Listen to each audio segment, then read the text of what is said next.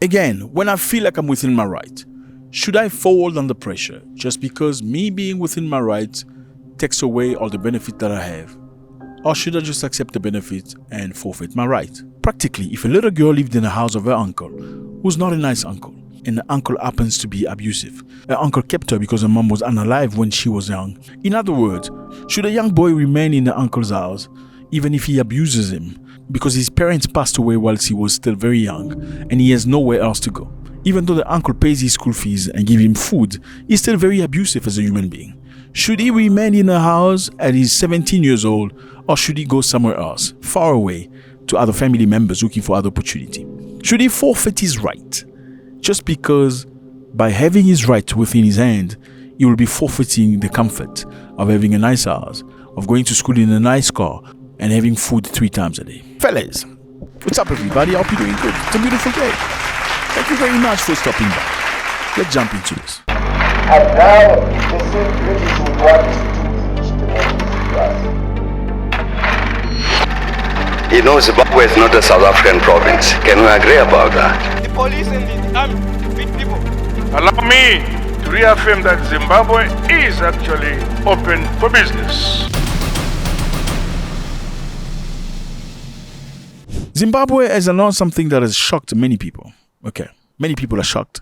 The Zimbabwean government has announced that they're going to be starting to pay the initial installment for the $3.5 billion planned to pay white farmers that lost farms in Zimbabwe.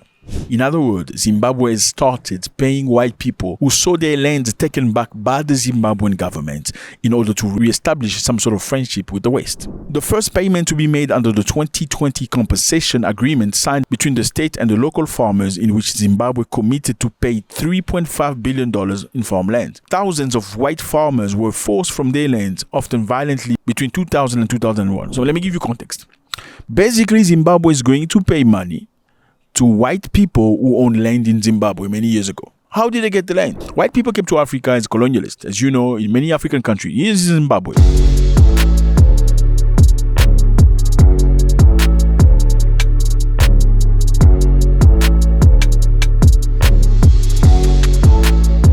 It's a nice place. Not as nice as it used to be. Not at all. I'm sorry, Zimbabwe is not the place I will ask you to go visit as a foreigner for the very first time in Africa.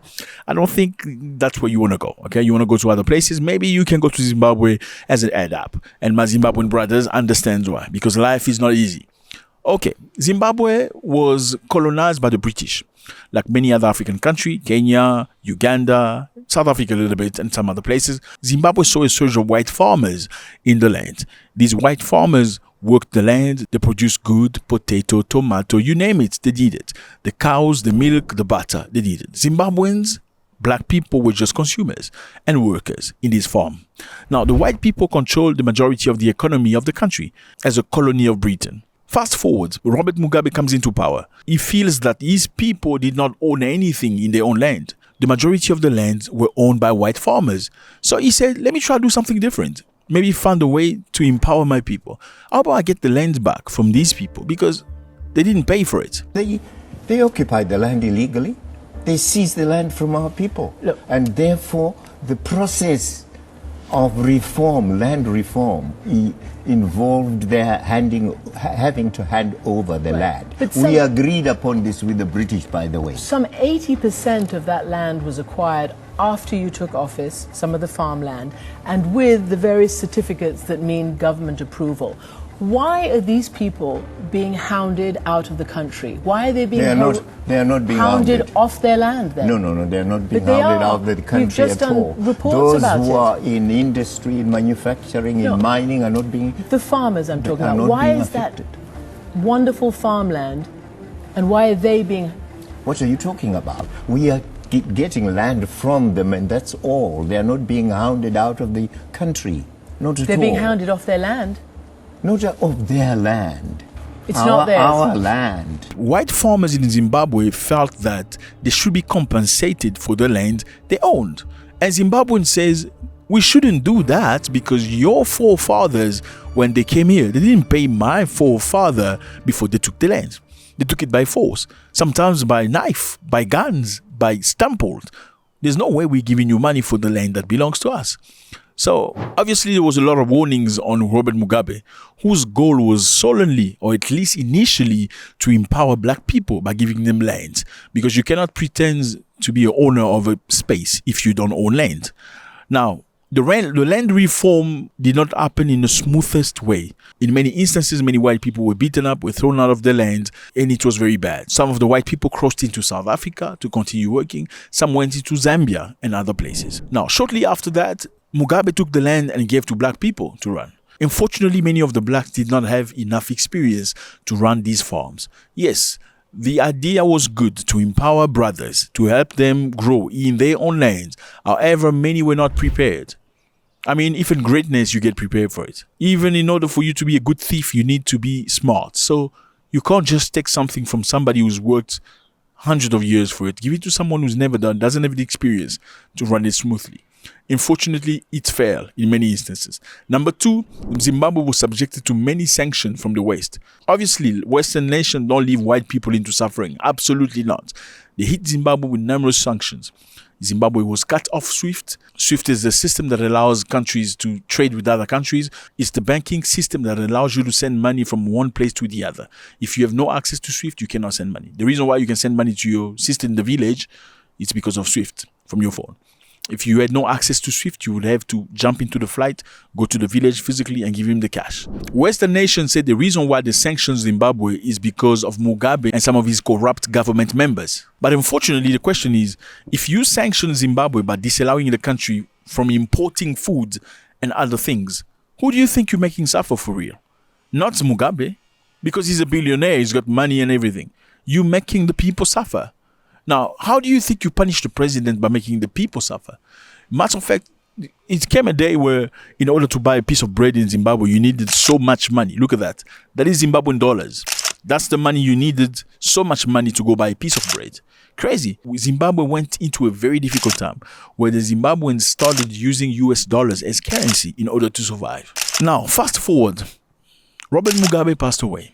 And the reason why they sanctioned Zimbabwe was supposedly because of Robert Mugabe. After he passed away, the sanctions were not lifted. Later on, after many pleas, the sanctions against Zimbabwe were lifted, but they kept some sanctions against several entities. And these were major entities that still managed the country.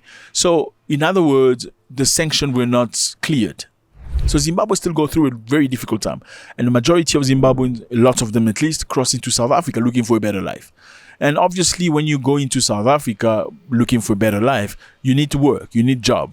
And when you take those very little job, like simple job, like security guard, gardener, you want to get the cheapest price so you can get the market. And by doing that, you're killing the opportunities for the black South Africans that didn't get a chance to go to university. They want to be paid adequately. And you're going to the country and asking for cheaper. And that's created tension between the two countries. Now, Mugabe does not exist anymore. He's gone. But Zimbabwe is still under sanctions. There was a moment where Edson Mnangagwa turned into Russia because he said, I need to diversify my means. I cannot look into the West because I feel like the West is just not fair. They're just trying to step over everybody. Zimbabwe even received helicopters and many other gifts from Russia. Many people felt like at least an African country is resisting to the pressure of the West. Now, 360, Mnangagwa now says he wants to pay the farmers, even though the land belongs to Zimbabwe. But what he's saying here is that he's not paying for the land. He's only paying for the changes made on the land. The improvements made on the land will be paid for, not the land. But the amount here is $3.5 billion. Is that amount for improvements? Question mark. Mnangagwa is trying to please the West. That is obvious. Just a few days ago, he said America's goods can come into Zimbabwe tax-free, tariff-free. And this happens after Donald Trump put 18% tax on Zimbabwe. So as opposed to many other countries that have applied reciprocity against America whenever they applied tax, Zimbabwe actually said, you know what, you guys can come here for free. We don't have to. Let me know how you feel about this. It was a great pleasure. This is crazy. Is this right? Can you forfeit your right just because you're scared? God bless.